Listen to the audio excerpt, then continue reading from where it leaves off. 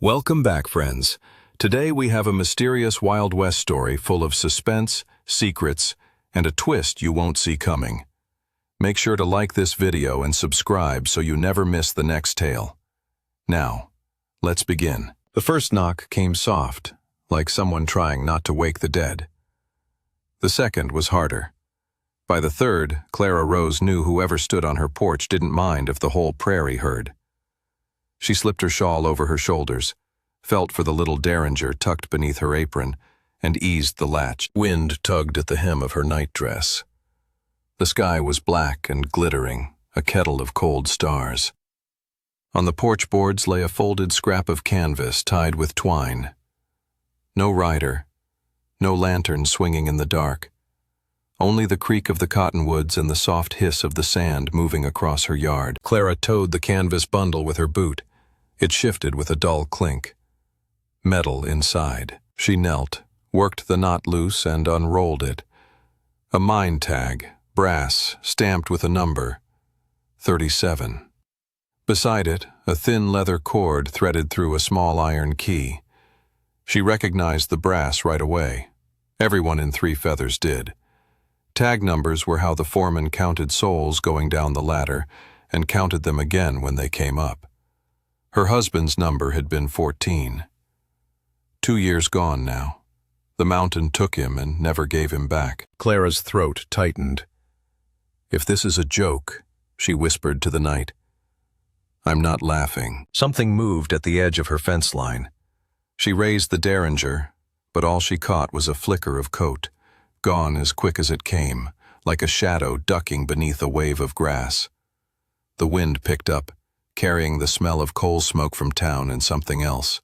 Wet rock, the cool breath of a deep place. She carried the items inside and set them on the kitchen table beside the chipped sugar bowl. Her hands shook. She poured a little lamp oil, struck a match, and filled the room with a thin amber glow. The tag gleamed dully. The key looked old, the iron pitted, the bow rubbed smooth by 1,000 fingers. Clara set her jaw.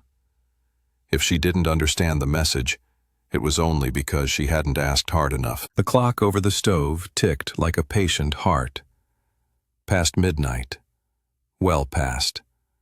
She told herself she'd wait until sunup. She told herself it could keep until morning, that nothing good ever came from rushing into a hole in the earth in the dark. But then the fourth knock came, once, then twice, then a third time. Right on her kitchen door this time, like someone had walked the length of her house and meant to come through the wall if she didn't answer. Clara turned slowly. The back door, solid oak, iron latch, stood closed. No shadow under it, no silhouette in the glass. Still the sound had been clear, knuckles on wood. She stepped closer, holding the derringer at her side. The wind should have been humming in the seams, but everything was still. Even the curtains held their breath. "Who's there?" she said. For a moment there was nothing. Then, as if it rose out of the floorboards, she heard a voice. Not outside, not in the kitchen. Farther, lower, like it had traveled up from a cellar she didn't own. It was faint and broken. A man's voice pulled thin by distance. "Don't open that door, ma'am, please." She swallowed. The key lay on the table behind her. The brass tag, too. Number 37. The mine. The old storage door halfway down the shaft. She'd heard about it in town more than once. A leftover from before the new owners. A door no one used. A door nobody could open even if they tried, because the key was long lost. She glanced at the dark window. Her reflection looked like a stranger. Clara Rose had buried a husband and the life that was supposed to follow him. She had learned how to carry water and chop wood and say no in a way that sent men moving. But a voice from under the ground asking her not to open a door? That was new. The voice came again, more strained. "Please." Clara's hand hovered over the key. Her breath fogged the glass. She thought of Eli, how he used to whistle when he came up the ladder, how the sound would float in ahead of him like a coin flicked into a well, how everything had seemed possible in that one single note. She closed her fingers around the iron. "All right," she said to the empty room, or to the boards, or to the mountain. She couldn't have said which. "If you're a ghost, you picked the wrong widow. If you're a man, you picked the right one. Either way, I'm coming." She blew out the lamp, tucked the derringer at her waist, and stepped into the night with the key and the tag warm in her palm. The grass bowed as she passed. Somewhere, a coyote yipped. The mine road waited like a black ribbon, leading her toward the yawning mouth of the earth, and the door some voice in the dark was begging her not to open. Clara reached the mouth of Three Feathers Mine just as the moon slid behind a ragged cloud. The headframe rose like a black gallows against the sky. The night air turned colder there, as if the mountain breathed in and forgot to breathe out. She lit a lantern, cupping the flame, and the light made a small island in the dark. The yard was quiet except for an old pulley creaking in the wind. But the ground told a different story. Fresh boot prints crossed the drift of dust by the hoist house. Not many. 2 sets. One heavy, heels worn to one side. One lighter, narrow. The lighter track stepped where the heavy one stepped, like a shadow walking in another man's path. Clara raised the lantern higher. There on the hoist house door was a smear of white chalk. 3 vertical marks, then a 4th crossing them, a miner's way of counting days. She touched the chalk and felt grit come away on her fingertip. New. She tried the hoist house door. Unlocked. Inside, rust and oil. A coil of rope, a stack of splintered boards, a broken canary cage with the wire bent out. On a hook by the window hung a second lantern, wick cut neat, glass scrubbed clean. Whoever prepared it meant to come back. "Don't open that door, ma'am, please." Clara spun. The whisper was inside the mine, not here in the hoist house, deeper, lower, like it rose up the main shaft on a thin column of air. She grabbed the spare lantern and stepped to the shaft mouth. The ladder disappeared into the black like a spine dropping into a throat. 40 feet down on the first landing, she could just make out the shadow of the cross timber. She slid the lantern's hook onto her belt, tested each rung with her boot, and began to descend. Wood groaned softly under her weight.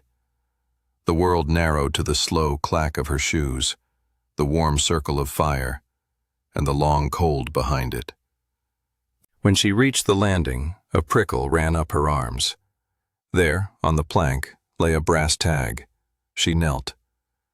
It matched the one in her pocket, same size, same shape, but stamped with a different number. 14. Eli's tag. Her breath hitched. The metal was warm from the air, not from her hand. Someone had set it here, waiting for her to find. Bootsteps scuffed above.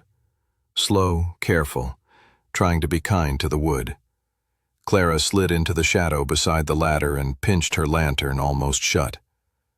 A figure climbed down, coat hem brushing the rungs, hat brim low, a rifle slung.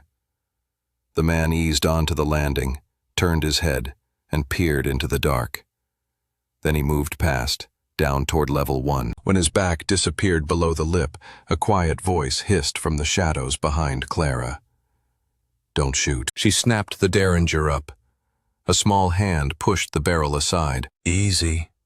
The whisper belonged to a young woman in a dust coat, freckles faint in the lamplight. A badge, small and honest, hung from a bootlace around her neck. County Star. "Name's Nora Pike," she said. "Deputy. You're Clara Rose." "I am." "I reckon you just met the man I'm hunting," Nora said. "He's no deputy, no marshal, though he likes to wear the tin. He was a mine guard back when the company still owned this mess. Calls himself Mr. Gall.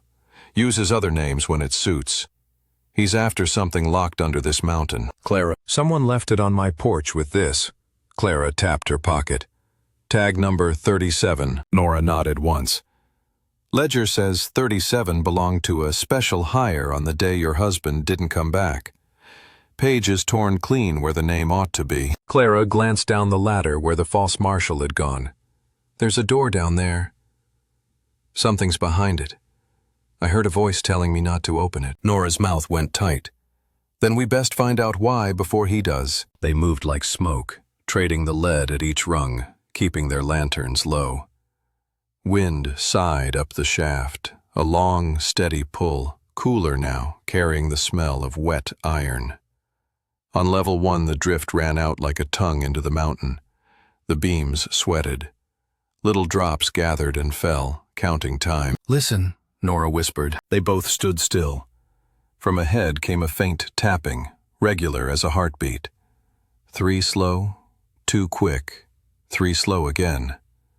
A code older than the mine. The language of hammers on pipe, a warning. "Don't open that door." The shaft seemed to breathe, the words like a thread through the rock.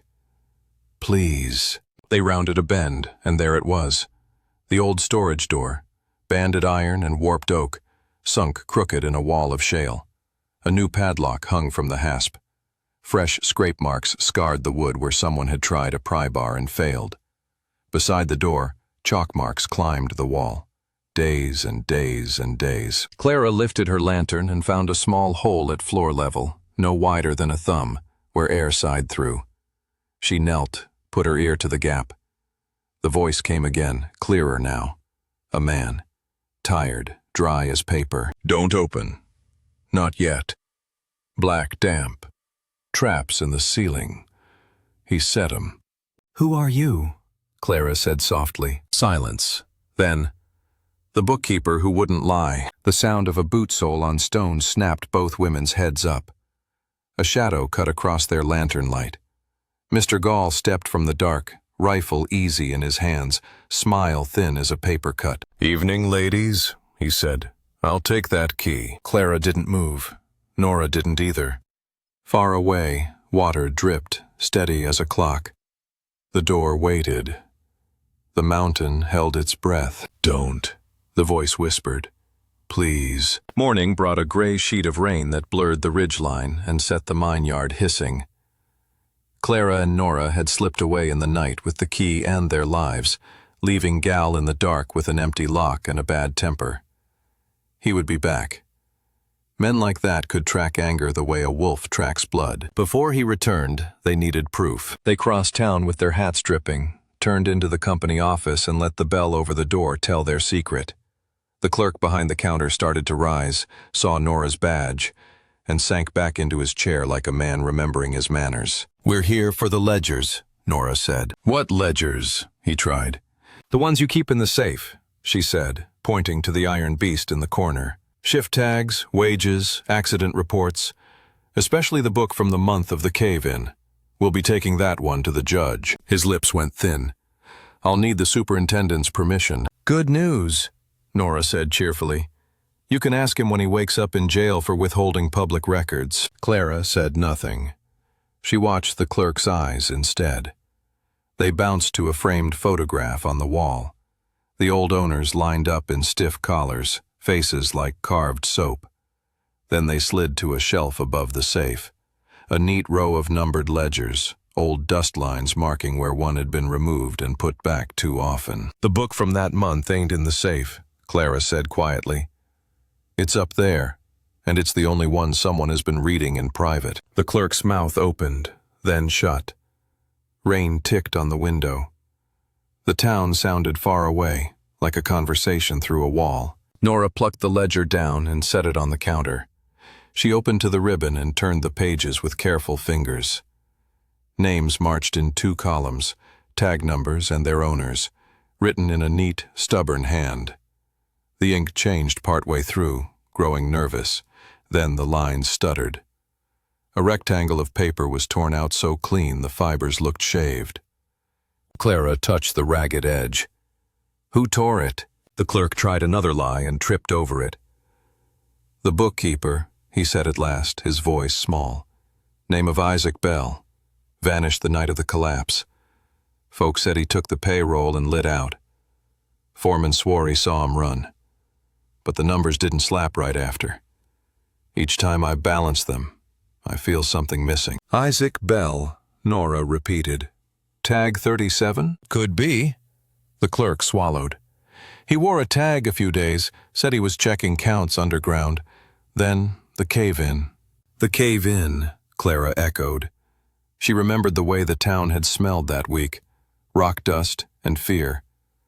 She remembered the way men were named in past tense by evening, the way casseroles appeared on doorsteps like flowers on graves. She remembered how hard she held Eli's boots against her chest the night they carried his cap up without him. Nora closed the book. "We'll take this." The clerk lifted his hands, palms up. "I never saw you." "Good," Nora said. "Then you won't have to lie about it." They ducked into the rain again, cloaks pulled tight. They did not go straight back to the mine. Instead, Nora led Clara to the little room she rented behind the livery. She locked the door, set the ledger on the table, and brought out a tin box so dented it looked like an old loaf of bread. "Found this in the foreman's trash last month," she said. "Someone tore out the page and tried to burn it. The ashes wouldn't take in this wet weather. I sifted them. Came up with these." Inside the tin lay 3 card scraps, edges singed, writing still visible where the flame died. Numbers, dates, and the start of a name. I.S.A.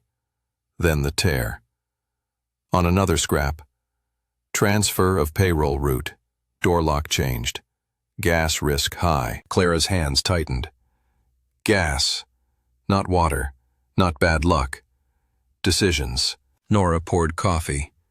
The steam rose between them like a promise. "What if the collapse wasn't meant to close the mine?" Clara said. "What if it was meant to close a mouth?" Nora nodded toward the ledger. Bell tried to warn them, or tried to count what they were stealing, and they sealed him in for it. Maybe he found a pocket with air and water. Maybe he's been living down there like a root, thin and stubborn, waiting for someone to listen. Clara thought of the whisper at the door. Not a ghost. A man with a throat turned to sand. "He told us not to open it. Said black damp. Said traps in the ceiling. Who set them?" The rain eased. Somewhere, a cart rattled past. Nora's jaw hardened. Gall. Clara glanced at the window, half expecting to see his hat brim cut across the glass. "If he can't get the key, he'll break the door." "He'll die trying," Nora said, "and take half the mountain with him." Clara reached for the key and felt the iron's bite in her palm. She stared at the teeth.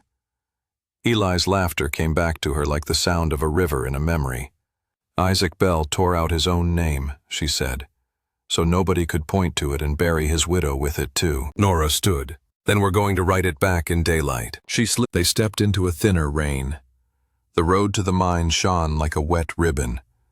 Between one heartbeat and the next, a rider eased out of the alley across from them, hat pulled low, badge glinting. He smiled the way a knife catches light. "Ladies," Mr. Gall said softly, "I do believe you've got something of mine." Gall dismounted slow, as if he didn't want to disturb the puddles. His horse sighed. The false badge on his vest winked. The real gun at his hip didn't. "You're no law," Nora said. "I'm enough law for what needs doing," Gall answered. "Hand me the key, miss. I won't ask twice." Clara felt the iron in her fist, the weight of it, the teeth cold and hard like a secret. She slid it into her dress pocket, folded her hand over the fabric, and met his eyes. "No," he chuckled. "Bold. Your husband was bold too. Brave men make short work." Clara Gall's smile didn't change. "I ain't here to argue. The mountain owes me something and I mean to take it. Step aside." Nora took a half step, not aside but forward. "That badge on your chest is out of Denver, 3 designs back. The county never issued it. You were a guard then, maybe a fixer, maybe a man hired to turn problems into accidents." Gall's gaze flicked to her badge. His jaw tightened around a small muscle that pulsed when he clenched. "History lessons over." He reached for his gun. Nora moved first. Steel flashed. Her shot took his hat, not his head, on purpose. It flew, spun, and landed face up in a puddle. For a beat, the town square froze. The postmaster stared through the window. A stray dog lifted its ears.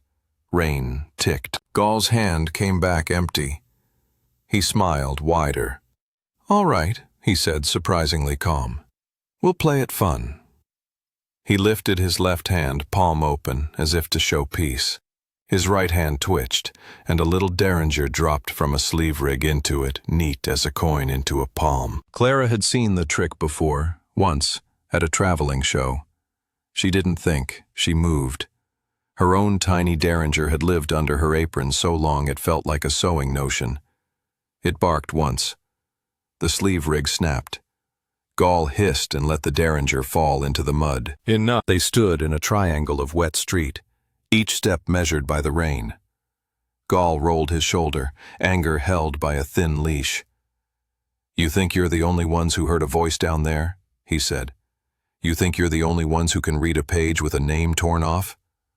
The man behind that door is a thief who ran with the payroll and crawled into a pocket like a rat. He warned you because he wants air, and once you open it, he'll vanish into the dark with what's mine." "What's yours?" Nora said. "A lie?" "A promise," Gall returned. "Men like me get paid to keep order. The kind that spends the same whether you like it or not." He took a step backward to his horse, never breaking eye contact, swung into the saddle with a grace that didn't match his bulk, and touched the brim of his wet hair as if it were still wearing a hat. "See you ladies up the hill," he said. "Bring a lantern. I'd hate for you to miss the show." He spurred. The horse shot down the street. Nora exhaled. "He'll go straight for the door." "Then we go faster," Clara said. They ran. The road to the mine climbed in a brown ribbon. The rain thinned to a mist that beaded on their lashes. They cut behind the smithy, up past the schoolhouse with its bell quiet as a held breath, and across the flats where the prairie dogs watched with black eyes like buttons. At the yard, Gall's horse stood snorting by the hoist house. The shaft breathed cold. Down below, a metallic gnash rang like a swallowed thunder. Gall working a pry bar. They descended. Lantern light swung in a clumsy rhythm below. Gall grunted. The pry bar's tip squealed against iron. Clara and Nora rounded the bend to the storage door. Gall had wedged the bar into the lock, muscles bunched, face red. The new padlock lay snapped at his feet. Only the old iron latch and the swollen wood held. "Stop," Nora said. Gall didn't even turn. "You shoot," he panted, "and the spark'll give us all the long sleep." Clara crouched by the thumb-sized hole and put her mouth to it. "Isaac Bell," she said, "if that's your name, tell me why the door stays shut." Silence, then a dry whisper. "Gas." He packed charges in the ceiling boards to fall when the latch shakes. Black damp pooling low. Open fast, spark from steel. We all go blind and never see daylight. How do we make it safe? A pause long enough to feel like a prayer. "You need the fan." "The fan's been dead for a year," Nora said. "Then wake it," Bell rasped. "Turn her with belts. Open the headframe vents. Wait for noon when the updraft takes the ridge. If you open that door before the air sets right, you'll turn the mountain into a lung full of poison." Gall snorted. "Children's tales." He shoved. The latch screamed. Above their heads, a board creaked. "Don't," Clara snapped. "You want the truth? You'll get it dead. The truth ain't much use if nobody's walking to speak it." Gall's eyes flashed. His arms trembled. For a second, Clara thought he would force it anyway. Whether out of pride or panic, she couldn't tell. Then he stepped back, breath harsh, and threw the bar down. "Noon," he said. "Fine. We'll all wait together." He leaned against the wall across from the door, folded his arms, and smiled as if this were a picnic. "Hope you ladies got a clock." Clara did not answer. She had something better. A husband's memory, a voice through stone, and the steadiness that takes you through a long night. She squeezed Nora's hand once. Then she turned and climbed. At the top, the sky lightened. The ridge clouds began to lift like a curtain. The headframe loomed. The old fan sat like a sleeping animal, belts slack, grease caked in gray curls. "Can we do it?" Nora asked. Clara rolled up her sleeves. "We can try." They worked until their arms burned. Nora scavenged belts, harness leather, a cut strip of canvas, even the smith's worn apron string when nothing else would catch. Clara dug through the hoist house until she found a can of oil with a stubborn lid and a wrench that bent like a confession. They cleaned old pulleys until the metal shone like dull butter. They set the belts, tightened them, and prayed the splice would hold. "Crank here," Nora said, planting a bar into the flywheel. "When I say pull, you lean like you're dragging a mule out of a ditch." Clara spit into her palms the way Eli used to before a hard job. "Pull!" They pulled. The wheel grudged, heavy as a story no one wants to tell. It turned 1 inch, then 2. The belts jumped, squealed, and held. The fan twitched, then rolled, then turned like a slow breath after a bad dream. Air stirred in the shaft. It came thin at first, then stronger, then with purpose, as if remembering what it was built to do. Clara tied back the headframe vents with rope and a prayer. The wind that licked her face now had teeth. It went down, and with it went their hope. They checked the sun. It climbed the ridge with careful feet. Shadows shortened. The cold edge in the air softened, then sharpened again as the current caught. A hawk wheeled high, playing with invisible ropes. Noon approached like a verdict. Clara lit 2 fresh lanterns and shoved a third into her pocket. Time. They descended, boots thudding a steady rhythm in the shaft. At level 1, the air felt different. Less stale, a touch sweeter, as if a window had opened somewhere and the room had not yet realized it. Gall waited across from the door, hatless, hair wet with sweat, eyes flat. "Your fan sings," he said. "Let's see if it earned its supper." Clara knelt at the hole. "Mr. Bell?" A pause, then the dry whisper. "Better. Not yet." "We'll give it 5 more minutes," Nora said. 2, Gall said. "Nobody's asking you," Clara told him, and did not take her ear off the oak. She heard something besides the voice now. Faint rattling in a pipe, a click like a gently shaken jar. Bell again. "I turned my own air with a hand fan for a year. I never thought I'd hear a true one again." Clara's throat thickened. "Hold on," she said, and didn't know if she spoke to him or to herself. Nora watched the flame inside her lantern, head tilted. The wick burned clean, steady, blue at the base where it should be. "All right," she said at last. "It's time." Gall was already on his feet. He reached for the latch. Nora's gun clicked. "We open," she said, "but my way. Slow, no sparks." Gall showed his hands as if to say, "See? Harmless." He didn't look at the derringer in Clara's apron. He had forgotten it. Good. Clara wrapped her skirt around her hand and took the iron. Nora wedged 2 boards under the door so it would rise on them instead of dragging the rock. Gall set his pry bar, gentler this time, like a man easing a fishhook out of flesh. They worked together not out of friendship, but necessity, the way enemies bail the same sinking boat with the same hat. The latch lifted a breath. Air hissed. The door eased a fraction and stopped. "Again," Nora said. They lifted. The door moaned, old hinges complaining like old folks. Air rushed, cool, then warm, then simply moving. The lantern flames danced, then stood tall again. Bracing with her shoulder, Clara peered through the widening slot. At first, she saw only blackness and the reflection of their own light. Then shapes emerged. A cramped chamber, braces hung with cans, a blanket nest, a coffee tin filled with water, a length of pipe running from a crack in the wall to the keyhole like a tiny brass throat. 2 careful stick figures chalked on the rock to mark the passing days. And a man, thin as a fence rail, beard grown wild, eyes bright in a face like paper. He stood just beyond the door, one hand raised as if to bless them or ask for patience. Clara couldn't tell which. "Don't open fast," he said. "I filled the seams with damp cloth to keep the gas back. Let the good air push the bad out like a broom." They widened the gap to a hand's breadth, then a book's, then a bowl's. The smell changed, old, sour air giving way to a sharper, living note.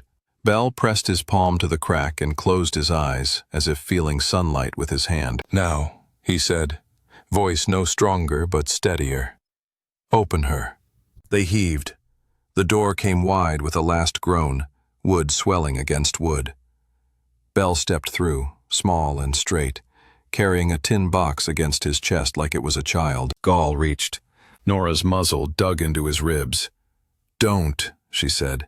Gall smiled without humor. Ladies, you have no idea what you've just done. Bell blinked at them all, then at the shaft, then at the thin blue strip of day waiting far above like a promise you hardly dare to name. He tapped the tin. It rattled like paper. The truth, he said simply, and enough of it to set a town right. Gall's eyes went dead cold. We'll see. They began the climb. Bell moved slow, careful with his feet, tin box tucked like a bird. Clara climbed below him so if he slipped he'd fall against her and not past her. Nora came last, pushing Gall up with the pressed threat of her gun every time he tried to pause and think with his hands. Halfway to daylight, the fan coughed. One belt squealed. The air dipped, then steadied. Clara didn't know if it was luck or prayer that kept the splice from tearing. She kept climbing. On the landing below the headframe, Bell stopped, panting. He rested the tin on his knees and looked at Clara with a little smile that made him look like a schoolboy older than his teacher. Mrs. Rose, he said, Eli spoke of you. Her heart stumbled. When? The last hour, Bell said gently. I was with him. He sent men up ahead of him when the props started complaining. He stamped with his heel and heard the hollow in the ceiling where they'd packed the charges. He said if we set that door and sealed it, the blast would skip that pocket and leave me with air. Then he gave me his tag and told me to find you with the truth. He said you'd know what to do when men tried to bury it. Clara's hands started to shake and didn't stop for a long time. The lantern flame wobbled and then held. Gall snorted. Fine story. Bell didn't look at him. Open the box, he said to Clara. She did. Inside lay letters folded in oilcloth. Foreman tallies with numbers that didn't add up. An old payroll route map with a neat line erased and another penciled in through a canyon where a man might lose a month in a day. And a badge. Not a star. A small oval with the company seal and the number 37 stamped deep. Special hire, Bell said, brought in to escort the payroll and keep the ledgers quiet. When I wouldn't change the books, the foreman said accidents happen to men who write too much. Eli saw them set the charges. He pushed me through that door and slammed it, and the mountain took his side. Clara touched the badge and felt sick and strong at the same time. Below, a thud echoed up the ladder. Nora whipped around. The storage door, somewhere in the dark, had swung partly open, then slammed shut. Air slurped. Cloth stuffing in the seams must have come free with the new current. The mountain groaned like a big animal turning in its sleep. Nora exhaled. She's moving. Gall's smile returned. And she'll keep moving. All it takes is a little time and the right push for an old door to open itself. He looked toward the yard. Then all your neat papers will be very hard to explain while the mine is on fire. Up, Nora snapped. They broke into daylight like surfacing from a long dive. Wind slapped their faces. The sky had gone clean and hard, noon passed, shadows crisp. The fan thumped a steady beat, belts a blur. Clara shut the vents part way to slow the pull. The mountain breathed easier now, a rhythm that matched her own. Mr. Gall took one step toward his horse and stopped dead, because the town was waiting. The judge, the clerk with his face white as paste, the smith with his great arms crossed, and a dozen miners with dust still in the creases of their hands. Word travels faster than boots. Nora lifted her chin. This man attempted to force open a sealed hazard. He wears a false badge. He interfered with an investigation. Gall's eyes ran along the faces like a knife testing wood. He looked at Clara, then at Bell's tin. You going to try me in the street? He asked lightly. No, said a voice like a door closing. It was the judge. We'll try you where names matter. Gall's mouth twitched. He almost shrugged, almost smiled, almost tried to run. He did none of those things because 6 men stepped forward with the kind of calm that grows in a mine. Slow, silent, certain. They took his arms, not rough, and walked him toward the gale. He didn't fight. He had the look of a man who could wait for a long time and still think he'd win. Clara stood in the yard with the tin box in her hands and the fan's breath on her cheek, and felt something unclench in her chest that had been tight for 2 years. She wasn't done, but she was standing on the right side of the door. They gathered in the courthouse that afternoon with the windows thrown wide to let the mountain wind wash out the smell of damp stone. Isaac Bell sat at the table with a cup of broth between both hands like a man warming himself at a memory. The judge read slowly, carefully, as if each word might break if he dropped it. The papers told a simple story made crooked by men. A payroll diverted, a mine accident scheduled, a bookkeeper asked to change numbers and refusing, a door rigged to hold and kill, a guard hired to keep questions quiet. Eli's name appeared only twice, in a margin, in Bell's hand, and on a rescue tally where someone had started to write it and then stopped, ink blotted, as if the pen itself had choked. Clara listened without blinking. When the judge finished, the room didn't cheer. It didn't need to. People just breathed like they'd forgotten how. Gall stood with his wrists tied, expression blank, eyes busy. "You've got paper," he said. "You've got feelings. What you don't have is proof I said anything. I was hired to guard. Guards guard. Guards don't carry pry bars to locked hazard doors," Nora said. "And they don't wear 3 designs old badges bought in a Denver pawn." The judge tapped the badge stamped 37. "This says you weren't guarding. It says you were special, and the books say special paid in cash off the page." Gall looked at the window, at the strip of hard blue, at the fan whose steady beat rode the air even here like a distant drum. He smiled finally, small and real. "Maybe I lose this round," he said. "But the company's gone. The men who signed are in other states. You'll hang me with a rope woven from paper and clean air." "No," the judge said. "We'll jail you with it. We'll write the rest to Denver and Cheyenne and every place that buys ore from us. We'll print it in the paper.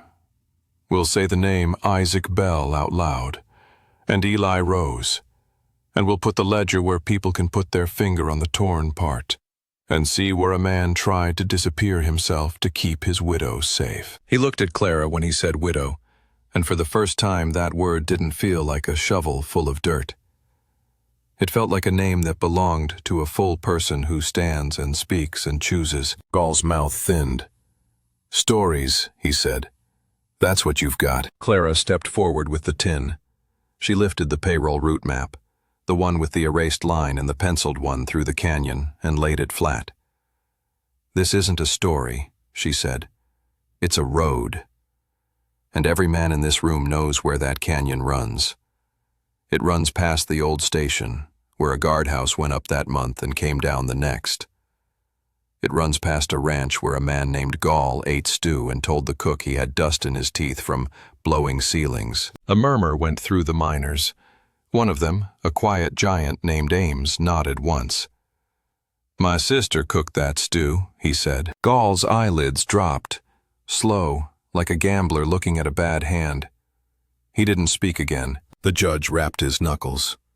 "Mr. Gall will be held pending circuit court. The papers will be copied and sent.